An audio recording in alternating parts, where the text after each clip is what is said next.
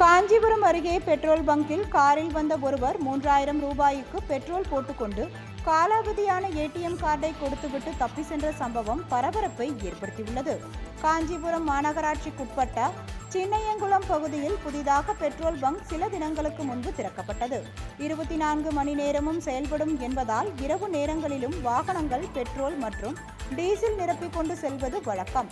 இந்நிலையில் இன்று அதிகாலை 4 மணி அளவில் பெரியார் நகர் பகுதியில் இருந்து காரில் வந்த ஒரு நபர் பெட்ரோல் பங்குக்குள் நுழைந்தபோது பணியாளர்கள் இல்லாததால் நேரடியாக பெட்ரோலை நிரப்ப முயன்றார். அது முடியாததால் அங்கு உறங்கிக் கொண்டிருந்த பணியாளரை எழுப்பு 3000 ரூபாய்க்கு பெட்ரோல் போடும்படி கூறியுள்ளார். காரில் பெட்ரோலை நிரப்பிவிட்டு பணத்தை கேட்ட பணியாளரிடம் காலாவதியான ஏடிஎம் கார்டை கொடுத்துவிட்டு அந்த நபர் தப்பி சென்றார். பெட்ரோல் பங்கில் பொருத்தப்பட்டிருந்த சிசிடிவி காட்சிகளின் அடிப்படையில் பங்க் உரிமையாளர் புருஷோத்தமன் அளித்த புகாரின் பேரில் போலீசார் வழக்கு பதிவு செய்து அந்த நபரை தேடி வருகின்றனர்.